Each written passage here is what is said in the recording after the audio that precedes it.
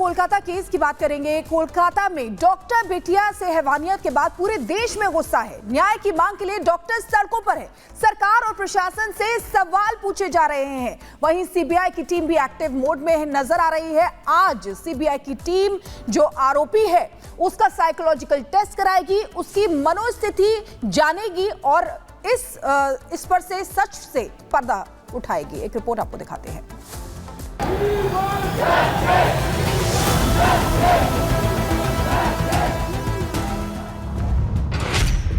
बंगाल में डॉक्टर से दरिंदगी, देश में उबाल।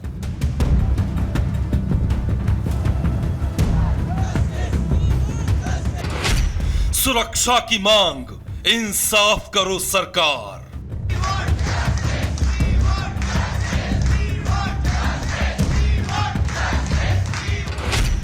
सीबीआई की जांच, साइकोलॉजिकल टेस्ट से पर्दाफाश।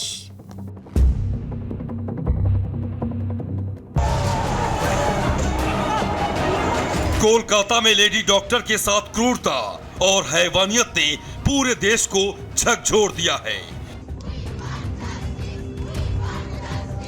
सड़कों पर जगह जगह विरोध प्रदर्शन हो रहा है। देश भर के डॉक्टर महिला डॉक्टर के लिए इंसाफ और खुद की सुरक्षा की मांग कर रहे हैं। आईएमए से लेकर तमाम संगठन सड़कों पर उतर आए हैं। राज्य सरकार से लेकर केंद्र सरकार तक से डॉक्टरों की सुरक्षा की मांग की जा रही है। इस बीच सीबीआई ने अपनी जांच तेज कर दी है। सीबीआई की टीम घटना से जुड़े हर पहलू की बारीकी से पड़ताल कर रही है।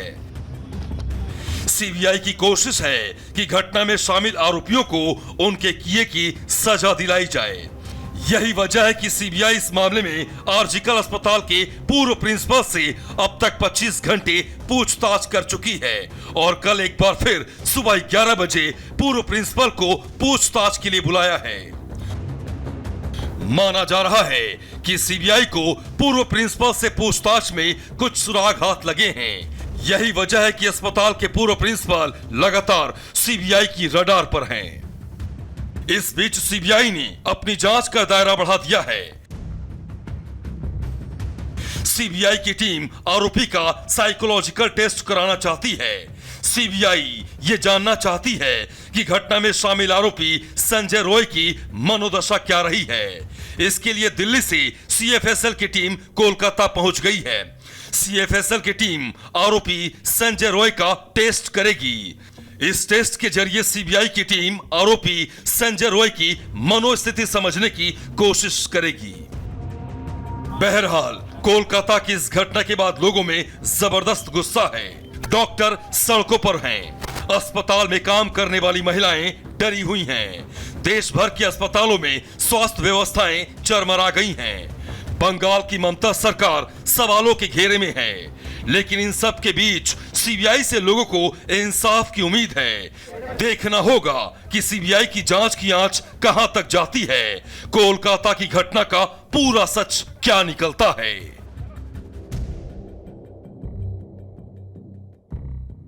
Bureau report, Republic Bharat.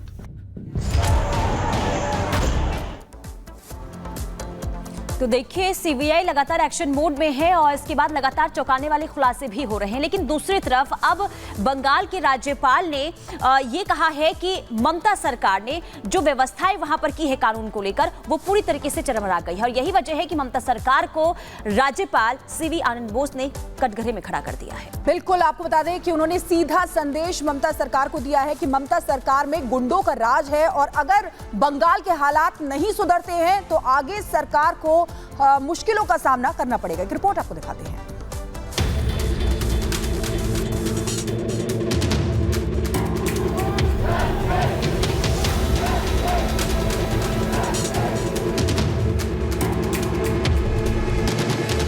Kolkata में हुई इस जघन्य वारदात के बाद पश्चिम बंगाल की ममता सरकार सवालों के घेरे में है।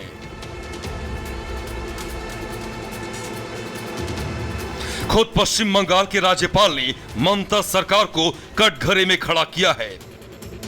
राज्यपाल सीबी आनंद बोस ने कहा कि बंगाल में कानून व्यवस्था चौपट हो गई है।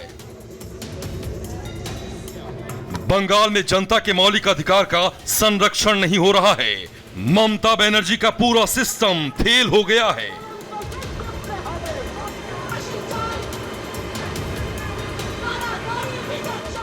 सब कुछ पुलिस एडमिनिस्ट्रेशन एकदम उल्टा पुल्टा हुआ है। उसका उत्तरदायित्व किनको है? Police minister. पुलिस मिनिस्टर कौन हो? Chief minister. सो इसका पूरा उत्तरदायित्व चीफ मिनिस्टर को है। हेल्थ मिनिस्टर, होम मिनिस्टर, मुख्यमंत्री, ये तीनों में एक ही आदमी है, ममता बनर्जी। सो उसके पूछना है क्या हो रहा है। लोगों को जस्टिस चाहिए, नीति चाहिए, न्याय चाहिए। देने वाला कौन हो? देने वाला मुख्यमंत्री हो। बंगाल गवर्नर ने ममता सरकार पर कई गंभीर आरोप भी लगाए हैं। बंगाल गवर्नर ने पंचायत चुनाव और लोकसभा चुनाव में हुई हिंसा का भी जिक्र किया। गवर्नर सीबी आनंद बोस ने कहा कि बंगाल में गुंडों को लोकल सरकार से हिम्मत मिल रही है। यही वजह है कि आरजीकर अस्पताल में जब गुंडे आए तब अस्पताल में एक कंट्रोल रूम था, लेकिन पुलिस का कंट्रोल नहीं था।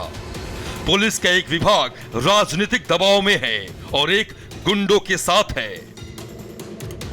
बंगाल गवर्नमेंट को परेशानी औरतों से कोई ममता नहीं है।